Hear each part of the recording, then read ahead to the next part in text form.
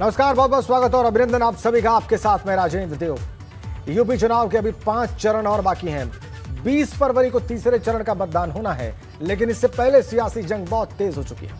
वाराणसी में कल ओपी राजभर अपने बेटे और शिवपुर विधानसभा सीट से पार्टी के प्रत्याशी अरविंद राजभर का नामांकन दाखिल करवाने के लिए कलेक्ट्रेट पहुंचे थे, लेकिन इस दौरान कुछ लोगों ने हंगामा किया और नारेबाजी शुरू की। और इसके बाद अब ओपी राजभर ने भाजपा कार्यकर्ताओं पर आरोप लगाया है और निर्वाचन आयोग से खुद की सुरक्षा की मांग की है। और अब ऐसे में सवाल ये उठ रहा है कि ओपी राजभर पर हमला क्या कोई सियासी ड्रामा है, और कलेक्ट्रेट में आखिर किसकी शय पर हंगामा हुआ। इन सभी पहलुओं पर चर्चा होगी, लेकिन उससे पहले देखिए हमारी यह खास रिपोर्ट।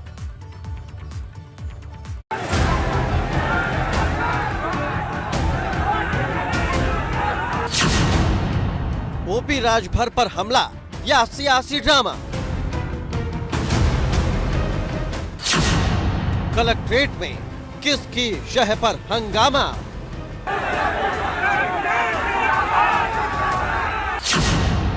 अरविंद राजभर के नामांकन में क्यों हुई नारेबाजी।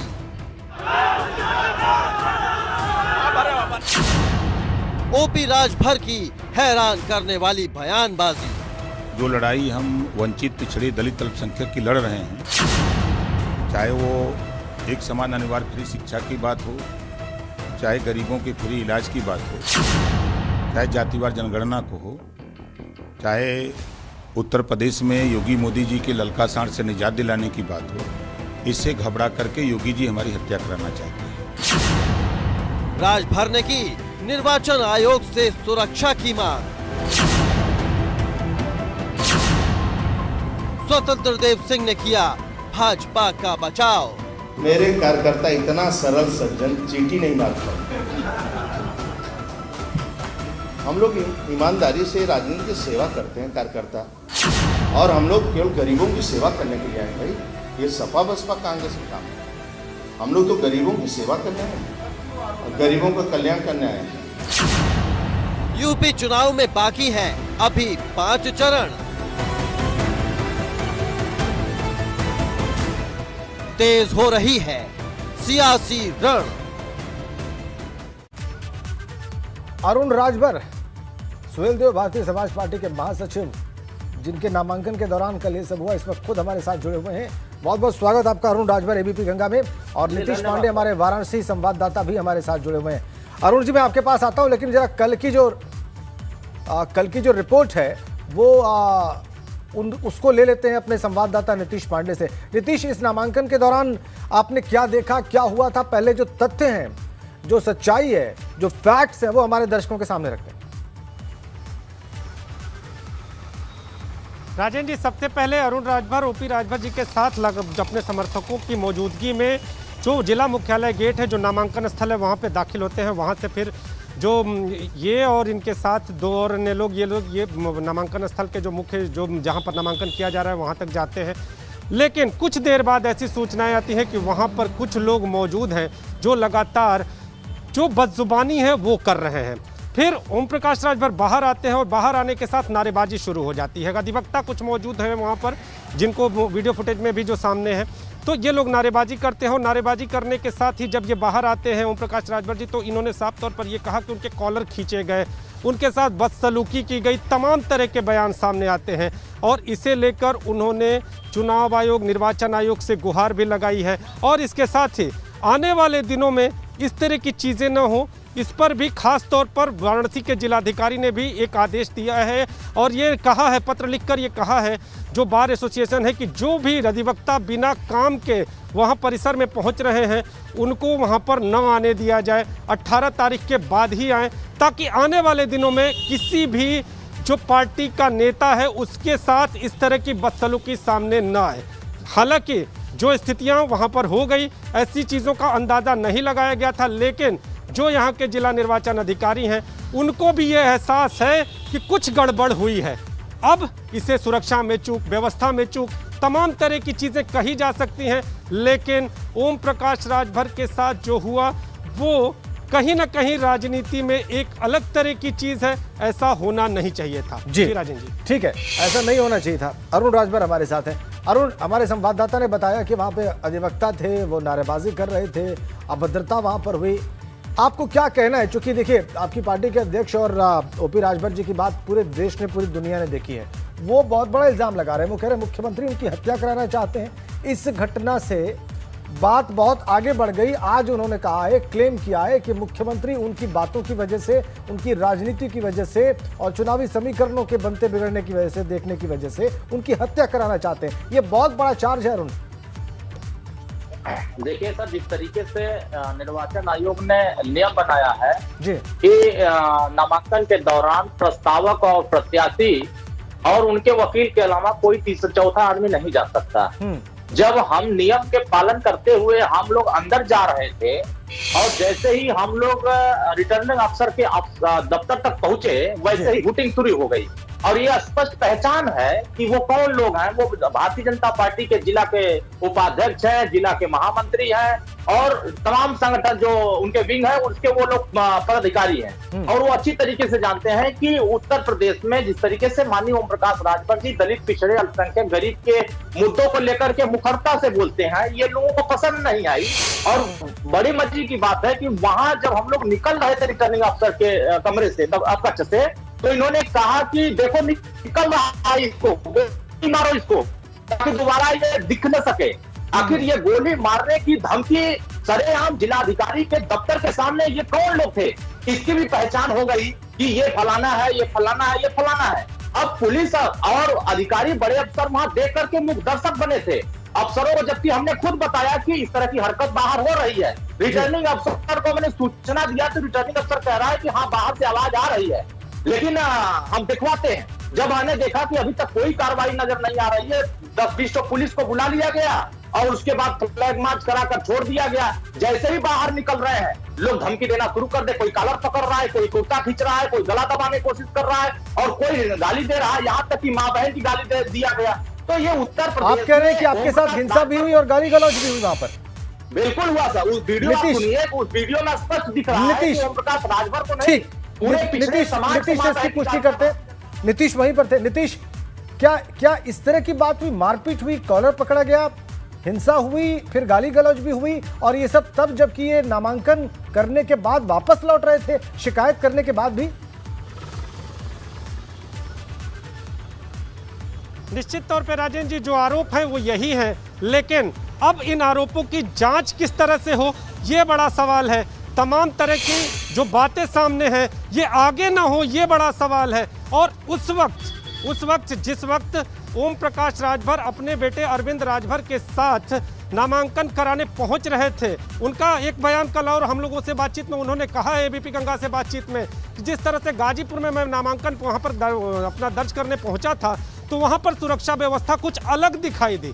तो क्या वाराणसी में उस तरह की सुरक्षा व्यवस्था नहीं दिखाई दी? क्या ऐसी चीजें आगे ना हो, इसके लिए कोई अलग से प्रयास किए जाएंगे, अलग एक सुरक्षा घेरा बनाया जाएगा? और दूसरा सवाल जो आपने पूछा कि ऐसा हुआ, तो जो तस्वीरें सामने हैं उनमें नारेबाजी दिखाई दे रही है, लेकिन आरोप साफ तौर पर यह थे कि कॉलर खींचा गया, भद्दी गालियां दी गई। अब यह देखना होगा कि चुनाव आयोग इन शिकायतों के बाद किस तरह का एक्शन लेता है। जो आरोप हैं उनकी जांच की जाती है, जो लोग इन पूरी घटनाओं में शामिल होते हैं क्या उनकी शिनाख्त की जाती है, या फिर जो बयान है, जो राजनीति है, वो कोई दूसरा रंग लेकर आगे बढ़ जाती है। ये देखने वाली बात होगी। अब तो अरुण जी कंप्लेन आपने कर दी है और चुनाव आयोग से भी आपने लिखकर भी दे दिया है, आपने कंप्लेन भी कर दी है, तमाम बातें अब सार्वजनिक हैं। तो कोई प्राइमरी आपको रिस्पांस प्राथमिक तौर पर मिला है आयोग की तरफ से? कोई बात कही गई है आश्वासन के तौर पे कि हाँ जांच इतने समय में पूरी कर ली जाएगी, या इस तरीके से फैक्ट्स फाइंड किए जाएंगे? देखिए सर, अभी तक न तो निर्वाचन आयोग की तरफ से कोई सूचना हमारे तरफ है कि हम इस पे कार्रवाई कर रहे हैं, ना ही सरकार की तरफ से कोई इस तरह की खबरें आ रही है कि उन्होंने कार्रवाई। हाँ, ये खबर आ रही है कि भारतीय जनता पार्टी अपने लोगों को बचाव पक्ष में खड़ी जरूर हो गई है और ये कह रहे हैं कि वो गुंडे नहीं थे, वो भारतीय जनता पार्टी के आदमी नहीं थे। जबकि भारतीय जनता पार्टी के आदमी नहीं थे। तो मोदी योगी का जिंदाबाद का नारा कौन लगा रहा था? जय श्री राम का नारा कौन लगा रहा था? क्या वो समाजवादी पार्टी कार्यकर्ता था? क्या वो बहुजन समाज पार्टी कार्यकर्ता था? क्या वो कांग्रेस पार्टी कार्यकर्ता नारा लगाएगा? यह स्पष्ट हो गया कि मोदी योगी और जय श्री राम का नारा भारतीय जनता पार्टी के लोग लगाते हैं और खुलेआम लगा रहे थे। वहां बहुत सारे ऐसे लोग थे जो पहचान कर रहे हैं कि हाँ, ये भाजपा कार्यकर्ता है। लेकिन निर्वाचन आयोग ने अभी तक कोई भी कार्रवाई करने से यह स्पष्ट हो गया है कि अगर ओम प्रकाश राजभर की हत्या भी हो जाएगी तब भी निर्वाचन आयोग अपना आग पे जो पट्टी लगाई है वो पट्टी बांधी ही रह जाएगी और उत्तर प्रदेश में हत्याएं ऐसे ही होती जाएंगी, ये कोई कार्रवाई नहीं कर सकते। अगर जब जिलाधिकारी के दफ्तर में इस तरह की घटना हो सकती है तो आम नागरिक को ये उत्तर प्रदेश की सरकार कैसे सुरक्षा दे सकती है और निर्वाचन आयोग निष्पक्ष कैसे चुनाव करा सकता है? जब इस तरह की हरकत जिलाधिकारी की है, इस तरह की हरकत कमिश्नर की है, तो कमिश्नर को अब तक हटाया क्यों नहीं गया? जिलाधिकारी को अब तक हटाया क्यों नहीं गया? और जो अफसर जिम्मेदारी में लगे थे सुरक्षा व्यवस्था में, उन अफसरों पर अब तक कार्रवाई क्यों नहीं हुई? एक जिलाधिकारी ने खाना पूर्ति करने के लिए अभी तक कोई भी प्रक्रिया नहीं किया है वहां। तो ये स्पष्ट हो गया है कि भारतीय जनता पार्टी के इशारे पर चुनाव आयोग भी काम कर रहा है। अरुण, आपका जो एक सवाल है, जो सबसे प्राइमरी सवाल है, उस पर जी आप कह रहे हैं कि चुनाव आयोग भी निष्पक्ष नहीं है। आप कह रहे हैं कि उससे शिकायत करने के बाद भी कोई उत्तर नहीं मिला है, कोई मूवमेंट आपको दिखाई नहीं दे रही है, कोई हलचल दिखाई नहीं दे रही है। नीतीश, क्या सामान्य तौर पर, आपने तो बहुत सारे नामांकन देखे नीतीश वहां पर, इन चुनाव में भी और इससे पहले भी, इस बार चूंकि विशेष व्यवस्था है कोविड की वजह से, बिल्कुल ठीक है, बहुत सीमित लोगों को अंदर जाने की इजाजत है, लेकिन जो ये लोग खड़े थे बाहर, जिनको हम नारेबाजी करते वीडियो में देख रहे हैं, इनकी संख्या काफी है। क्या इस तरह की परमिशन है? तथ्य पहले हमारे दर्शकों के सामने रखे हो। क्या ऐसा कोई दृश्य इसके अलावा वाराणसी की किसी और सीट पर आपने अभी तक देखा है? राजेंद्र जी, अगर विरोधों की बात करें तो विरोध, दलगत विरोध तो देखे गए, लेकिन जिस तरह से, चूंकि जहां पर नामांकन स्थल है वो जिलाधिकारी कार्यालय से कचहरी का जो स्थल है वो है, पीछे का दरवाजा जो है तो उस दरवाजे से अधिवक्ता वहां पर प्रवेश भी कर रहे थे। तो ऐसी स्थिति में जो मीडिया कर्मी और जो इनके साथ जो समर्थक आ रहे थे उनको भी थोड़ी दूरी पर रोक दिया जा रहा था, और जो कुछ लोगों को जो पीछे से एंट्री कर जा रहे थे वहां तक पूरी तरह से उनको रोक नहीं पाई पुलिस और प्रशासन। इसके बाद वो लोग पीछे से कहे कि अधिवक्ता के बीच में वो लोग पीछे से वहां पर पहुंचे हैं, वहां पर नारेबाजी की गई है। लेकिन अभी क्या वो किसी दल के थे, क्या वो किसी विचारधारा से प्रेरित थे, या फिर उनका व्यक्तिगत विरोध था, ये सारी बातें अभी जांच का विषय है। वाराणसी जिलाधिकारी ने बार एसोसिएशन को पत्र लिखकर यह चेता दिया है कि आगे के दिनों में इस तरह की घटनाएं न हो, इस तरह की घटनाओं की पुनरावृत्ति न हो। पिछले नामांकनों की बात कर दें तो कचहरी परिसर में किसी इस तरह की चीज़ों को देखने में कहीं ना कहीं मैं जब तक अब से पहले इस तरह की चीज़ देखने में नहीं आए थे। जब जो प्रशासनिक अधिकारी हैं, जब कोई प्रत्याशी अंदर जाता है तो उनके साथ नामांकन स्थल तक जाते हैं और फिर उन्हें बाहर ले आकर सकुशल छोड़ देते हैं। समर्थकों के साथ जो प्रत्याशी हैं वो वापस चले जाते हैं। कल चूंकि जो प्रत्याशी थे उनकी बहुतायत संख्या थी, सभी प्रत्याशी कल कहे तो ज़्यादातर प्रत्याशियों ने कल नामांकन दाखिल किया। ऐसी स्थिति में कहीं ना कहीं सुरक्षा व्यवस्था कहीं ना कहीं थोड़ी लचर जरूर दिखाई दी, ताकि जब इस तरह की चीजें हुई हैं तो उसे कहीं ना कहीं सुरक्षा व्यवस्था, प्रशासनिक व्यवस्था, इस पर कुछ कहना था प्रशासनिक अधिकारियों का तो मानना ही होगा। इतने सारे लोग वहां पर नारेबाजी की और जैसा कि अरुण राजभर आरोप लगा रहे हैं कि कुछ नहीं हुआ, शिकायत करने के बाद भी कोई एक्शन नहीं लिया गया। वापस जब ये लोग नामांकन करके लौट रहे थे उसके बाद भी कुछ नहीं हुआ, तो इस बाबत कोई सवाल आपने पूछा जिलाधिकारी से या वहां पर जो रिटर्निंग ऑफिसर हैं या प्रशासन के जो लोग हैं कि ऐसा कैसे मुमकिन हो गया? से जो कि सुबह सपा के महासचिव हैं हमारे साथ जुड़े हुए हैं, नीतीश पांडे हमारे साथ जुड़े हुए हैं, हमारे वाराणसी संवाददाता, और अरुण के पास चलेंगे। अरुण राजभर जी, अब आप कह रहे हैं कि कोई कार्रवाई नहीं हो रही है, चुनाव आयोग निष्पक्ष नहीं है, आपकी शिकायत के बाद भी मौन छाया हुआ है, कहीं से आपको कोई एक्शन की सुबुगाहट दिखाई नहीं दे रही है, तो फिर अब आप क्या करेंगे इन हालात में? क्या आप उसी शिद्दत से चुनाव लड़ेंगे जैसा कि अभी तक आप कर रहे थे, या कुछ बदलाव करेंगे आप अपनी रणनीति में? ठीक है, अब हमको अपनी सतर्कता के साथ हमें चुनाव प्रचार में तो लगना ही है, और हम पूरी तरीके से उससे कई गुना ताकत के साथ हम उत्तर प्रदेश में जो चुनाव विधानसभा में शिवपुर में हो रहा है डॉक्टर अरविंद राजभर जी के समर्थन में, पूरे कार्यकर्ता उससे काफी 100 गुना ऊर्जा में काम करने के लिए लग गए हैं, और इसका एहसास करा देंगे इस बार भारतीय जनता पार्टी को। अगर ओम प्रकाश राजभर के साथ इस तरह का भद्रता किया गया है, जिस तरीके से पूरे अधिवक्ता समाज को बदनाम करने की साजिश हुई है, इसको भी बेनकाब जब समाज के बीच में जाकर किया जाएगा और सारे चेहरे बताए जाएंगे और उत्तर प्रदेश में जो ओम प्रकाश राजभर जी के साथ खेला भारतीय जनता पार्टी कर रही है उसको भी बताया जाएगा कि हम न्याय के लिए अगर जनता के बीच में नहीं जाएंगे और जनता की अदालत में हम लोग हैं और जनता की सुरक्षा के लिए हम लोग संघर्ष कर रहे हैं और भारतीय जनता पार्टी गुंडे अगर हमारे पर धमकी देंगे तो हम उनसे डरने वाले नहीं है और मुकाबला करेंगे। हम डरे नहीं है, पहले भी नहीं डरे थे, अब भी नहीं डरेंगे, आगे भी नहीं डरेंगे। क्यों ना हमारी हत्या हो जाए, हम जान की परवाह नहीं करते हैं, जान चली जाएगी, लेकिन ओम प्रकाश राजभर, सैकड़ों ओम प्रकाश राजभर, हजारों ओम प्रकाश राजभर धरती पर पैदा हो गए हैं जो जोरों की लड़ाई को मजबूती से भारतीय जनता पार्टी से डर करके एक इंच भी हम नहीं होने वाले हैं। हम मुकाबला करेंगे और हम तक जाएंगे अगर निर्वाचन आयोग कार्रवाई नहीं करता है। अरुण राजभर जी, ठीक है, क्या कोई समर्थन या सहयोग आपको प्राप्त हुआ? क्या कोई समर्थन या सहयोग या कोई बयान आपको प्राप्त हुआ अपने समर्थन में, या जो आप संघर्ष कर रहे हैं जिसकी आप बात कर रहे हैं उसके समर्थन में अखिलेश यादव की तरफ से या समाजवादी पार्टी की तरफ से?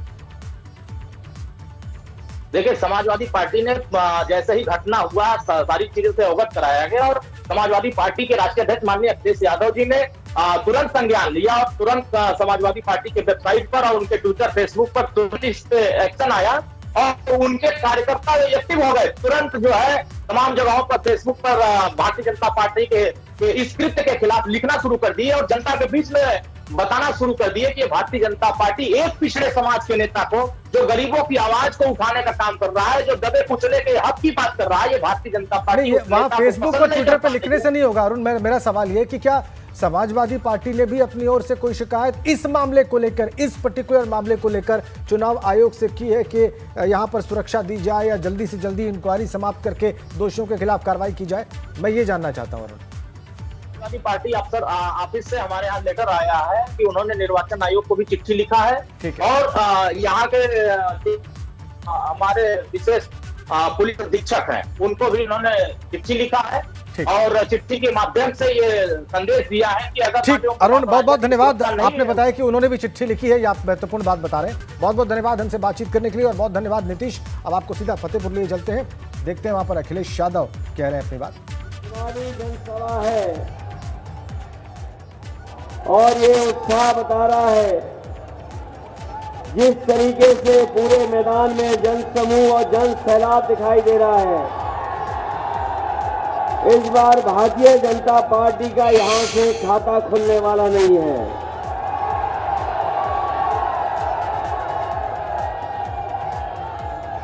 ये उत्साह कम नहीं हो रहा है और जिस समय इतना जन समर्थन समाजवादी पार्टी के पक्ष में होगा तो भारतीय जनता पार्टी के लोग अपना देखेंगे कि फतेहपुर में भी शून्य हो गया है।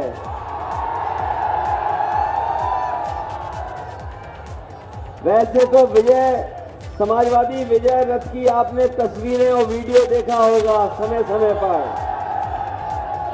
मुझे दुख है इस बात का कि मैं आपके बीच में नहीं चला पाया। समाजवादी विजय रथ क्योंकि समय नहीं मिला और समय मिला होता तो समाजवादी विजय रथ से आपके बीच में आने का मौका मिलता। लेकिन जो खबरें मिल रही हैं, फतेहपुर की जनता ने समाजवादियों को विजय करने का फैसला ले लिया है। ये समीकरण, ये जो समाजवादियों ने समीकरण बनाया है, आज हर वर्ग के लोग और खासकर किसान समाजवादियों की ओर देख रहा है। कोई वर्ग नहीं बचा जो आज समाजवादियों की मदद करना न चाहता हो। आज हर वर्ग के लोग मदद करने के लिए आगे आ गए हैं। इसलिए मैं कह सकता हूं, जो लोग कहते थे, आपने उनका सुना होगा कि गर्मी निकाल देंगे। आपने सुना कि नहीं सुना? लोग कहते थे गर्मी निकाल देंगे, लेकिन जब से पहले चरण का वोट पड़ा है, उनके कार्यकर्ता नेता ठंडे पड़ गए हैं और दूसरे चरण का वोट जो पड़ा है